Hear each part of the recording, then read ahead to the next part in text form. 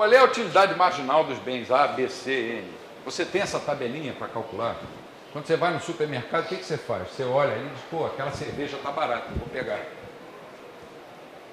Ou então você diz, olha assim, e ali está vendendo camisa do Flamengo, não quero. Utilidade marginal para mim é zero. Ou, enfim, o que eu estou falando é que é uma coisa subjetiva. Uma coisa subjetiva. Mas a gente em micro 1 aprende que o consumidor é um maximizador de utilidade. Olha só a responsabilidade do consumidor. Ele está maximizando, ele está no máximo da função utilidade dele. Essa função utilidade existe no mundo real? Não. Se eu perguntar a alguém aqui, qual a sua função utilidade? Alguém vai dizer, esse professor ficou maluco. Qual a função utilidade de um consumidor normal? Ninguém sabe, nem ele sabe. Depende das circunstâncias de tempo, de lugar e das avaliações subjetivas que ele faz. Mas lá na micro 2, né, depois de estudar a teoria do consumidor, você vai estudar a chamada teoria da firma, no segundo semestre. E no terceiro estuda equilíbrio geral. Quando você estuda a teoria da firma, você estuda formas de mercado. Aí começa estudando o mercado de concorrência perfeita, que é uma construção imaginária, é um modelo teórico, cujas hipóteses são tão restritivas que muitas vezes os economistas nos livros, textos, nem colocam essas hipóteses, talvez com vergonha. Quais são essas hipóteses? No mercado de concorrência perfeita, você tem a primeira característica, chama-se atomicidade. Isso quer dizer que existe um número infinito de empresas produzindo o mesmo produto. Você tem um número infinito de empresas concorrentes produzindo o mesmo produto. De maneira que nenhuma dessas empresas tem poder de fixar preços no mercado. Essa é a primeira característica, a atomicidade. Cada empresa é um átomo, tão pequeno diante do tamanho do mercado. A segunda característica é a homogeneidade. Essa também é forte.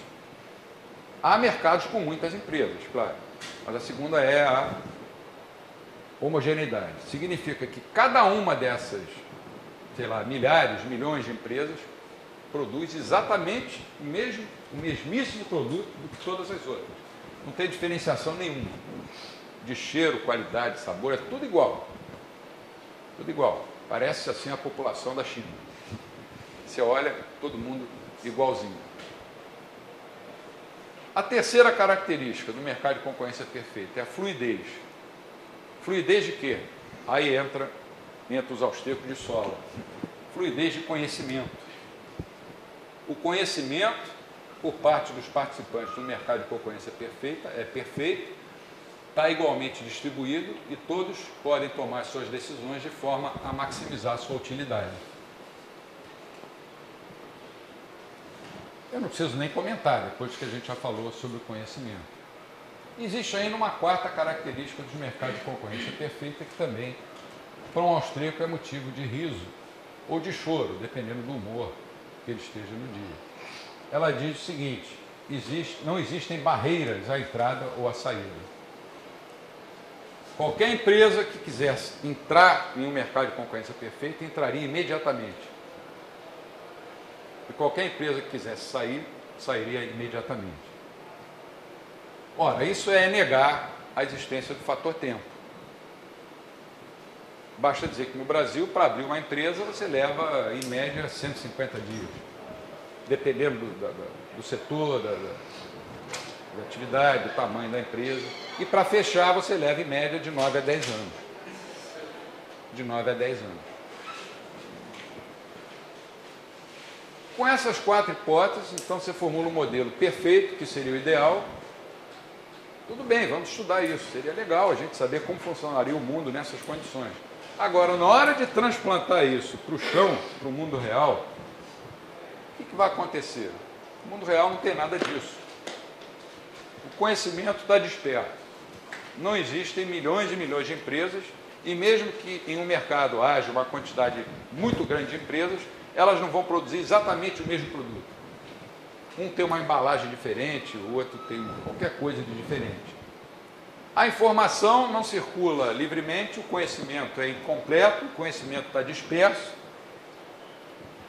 e as barreiras à entrada e à saída, muitas vezes, são dificultadas pelo simples fator tempo e muitas vezes também são dificultadas por leis que impedem a competição nesses mercados.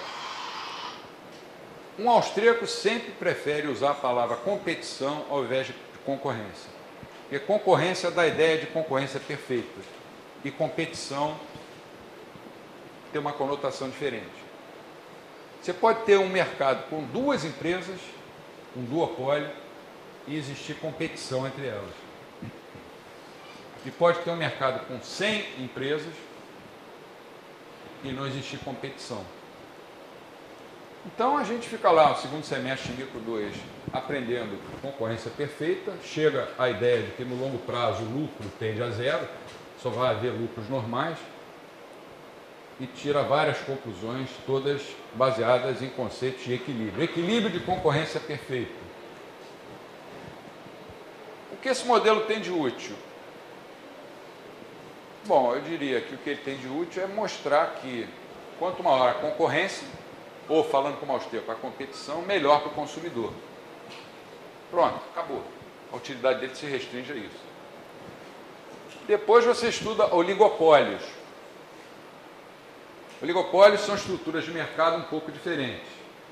São mercados em que há poucas empresas,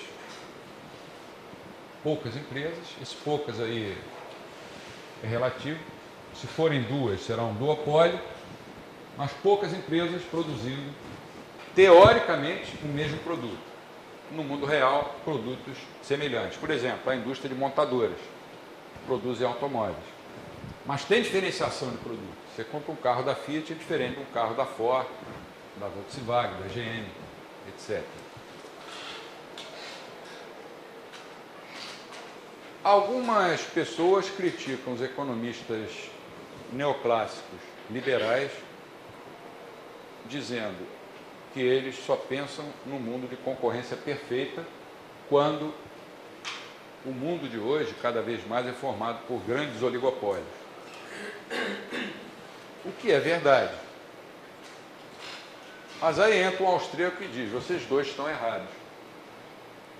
Apesar do mundo hoje ter uma tendência à concentração maior de empresas, o neoclássico está errado porque estuda equilíbrio de concorrência perfeita. E o não neoclássico, o keynesiano, o marxista, ou o nome que vocês queiram dar, estuda equilíbrio de oligopólio. Não existe equilíbrio de oligopólio, como não existe equilíbrio de concorrência perfeita. Não existe equilíbrio no mundo real. Então, tanto faz estudar um como o outro, está errado do ponto de vista metodológico para a escola austríaca.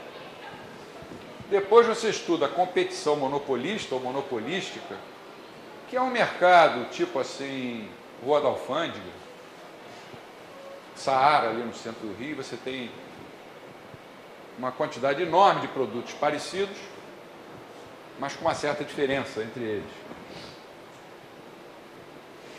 E estuda equilíbrio e competição monopolística. A única diferença em relação à concorrência perfeita é que tem diferenciação entre os produtos. Diferenças. E aí vale a pena investir em propaganda, em publicidade, em marketing.